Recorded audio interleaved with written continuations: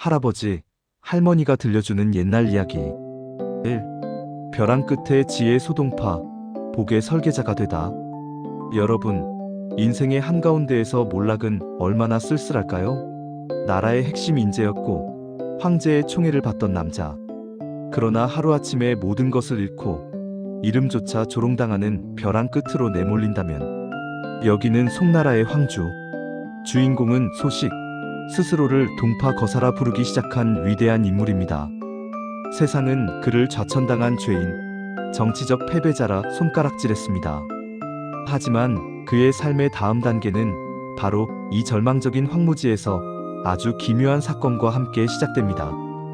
이야기의 시작은 가을, 그가 가진 것이라고는 붓한자루와 절망뿐이던 때였습니다.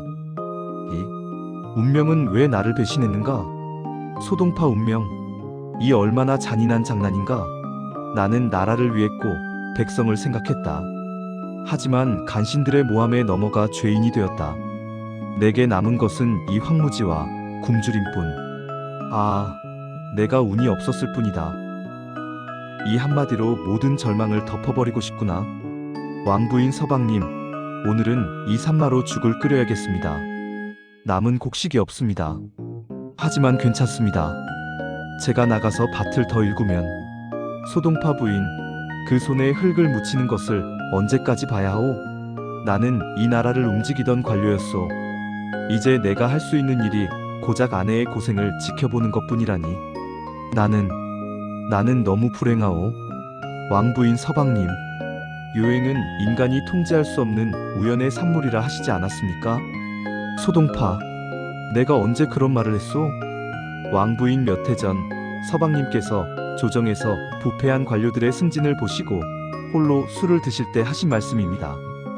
벼락처럼 떨어지는 유행은 하늘의 뜻이지만 진짜 복은 땅에서 일구는 것이다. 라고요. 소동파 유행, 복. 내가 그 두 가지를 혼동했구나. 3. 깨달음의 시작, 복을 찾아 나선 여정. 소동파는 그날부터 유행을 끊었습니다. 더 이상 복권을 긁듯 언젠가 황제가 자신을 다시 불러줄 거라는 헛된 기대를 하지 않았습니다. 대신 그는 자신의 명언을 증명하기 위해 복을 설계하기로 마음먹습니다. 자신이 통제할 수 있는 유일한 영역인 땅에 모든 힘을 쏟기로 합니다. 소동파 복은 스스로 구하는 것이라 했지. 그렇다면 이 황무지를 복이 깃드는 땅으로 만들어 보이겠다. 그의 첫 번째 계획은 실패했습니다. 흙은 돌처럼 딱딱했고 물이 부족했습니다. 며칠을 호미질했지만 그의 손에 남은 것은 물집과 실패뿐이었습니다. 소동파, 이런 노력으로도 안 되는 것이 있단 말인가? 그때 마을 이웃 농부장 노인이 힘없이 주저앉은 소동파에게 다가옵니다. 장 노인은 황주에서 평생 흙을 만지며 살아온 삶의 지혜가 깊은 인물입니다. 장 노인 동파 거사 나으리, 도성에서 오신 양반이 흙과 싸우려 드시니 원. 그 땅은 묵은 땅이라 그리하면 안 돼요. 소동파 장 노인, 제가 이 땅의 이치를 몰랐습니다. 부디 저에게 삶에 도움이 되는 지혜를 가르쳐 주십시오. 이 땅의 복은 어디서 찾아야 합니까? 장 노인, 복이라뇨? 이 땅에는 복이 없습니다. 다만 물이 가는 길만 있을 뿐이요. 묵은 땅은 물을 가두지 못해 메마르죠. 나으리께서 해야 할 일은 땅을 파는 것이 아니라 물을 가두고 그 물을 돌보는 작은 웅덩이를 만드는 것입니다. 소동파, 웅덩이를 만든다. 제가 통제할 수 있는 복은 바로 그것이었군요. 물이 오기를 기다릴 게 아니라 물을 담을 그릇을 만들어야 했습니다. 4. 반전과 결실, 웅덩이의 지혜.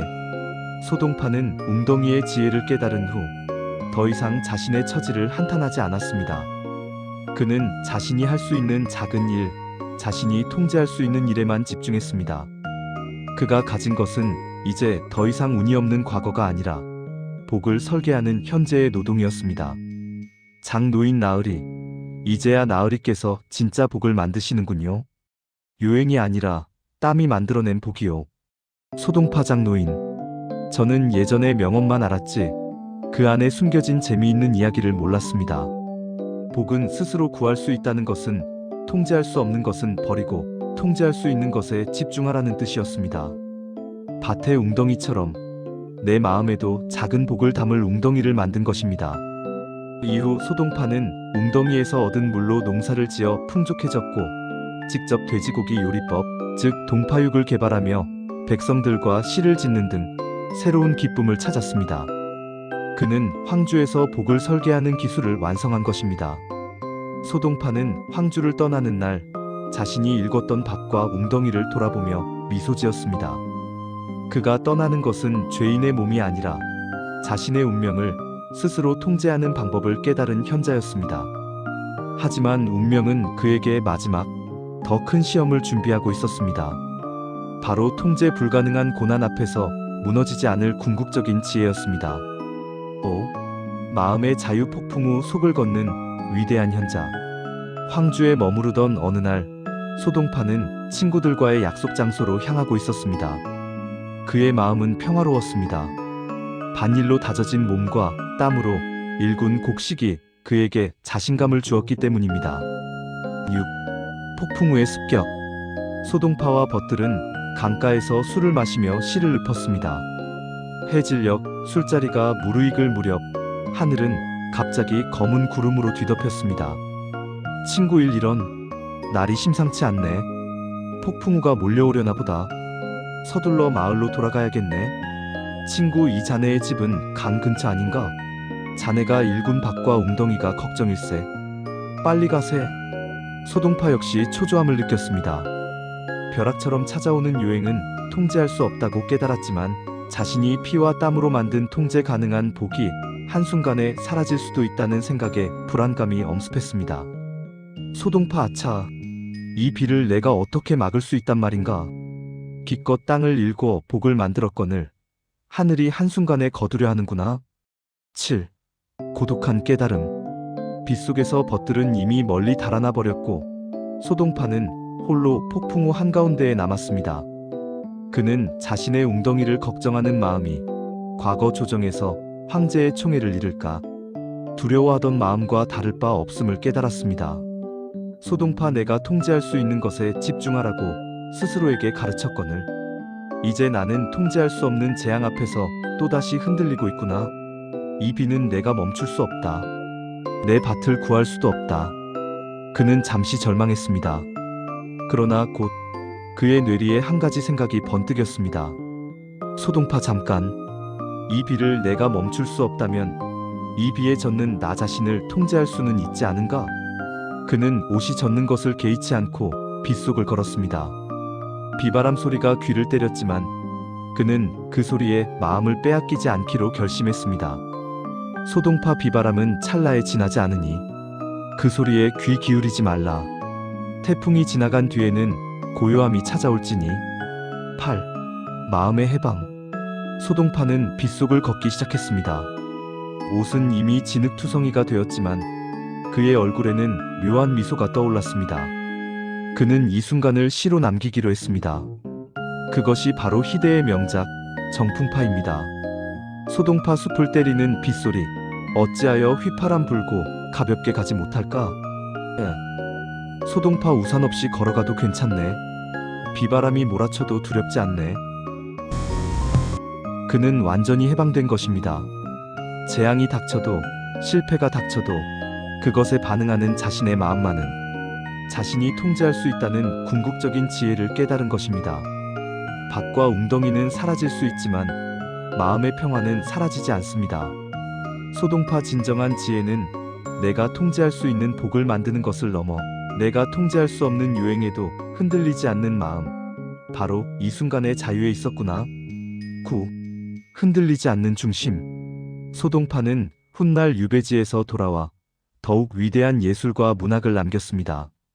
그가 황주에서 깨달은 명언의 지혜는 모든 독자에게 가장 필요한 메시지일 것입니다. 인생은 늘 우리에게 운을 시험합니다. 하지만 위대한 인물들이 가르쳐준 재미있는 이야기처럼 운이 없음을 한탄하는 시간에 복을 담을 웅덩이를 파는 것이야말로 삶을 통제 가능한 기쁨으로 채우는 첫 번째 방법입니다. 그리고 두 번째 지혜는 이것입니다. 당신이 아무리 웅덩이를 파도 당신의 의지와 상관없이 쏟아지는 비바람은 늘 존재합니다. 그때 그 비바람 소리에 귀 기울여 불안해할 것인지, 아니면 우산을 버리고 빗속을 걸으며 마음의 평화를 지킬 것인지. 기다림을 멈추고 당신의 삶의 다음 단계 복의 설계자가 되십시오. 복은 스스로 구할 수 있지만 요행은 스스로 만들 수 없다. 오늘의 이야기는 여기까지입니다. 어떠셨나요? 위인들의 삶의 지혜에서 나에게 좀 도움이 될 무언가를 얻으셨나요? 계속 반복해서 듣다 보면 언젠가는 나에게 위인들의 생각과 행동이 자연스럽게 스며들지 않을까요? 항상 여러분에게 좋은 일들만 있으셨으면 좋겠습니다. 구독, 좋아요, 알림 설정도 항상 감사드립니다. 다음에 또 재미난 이야기로 찾아올게요. 다시 한번 감사드립니다.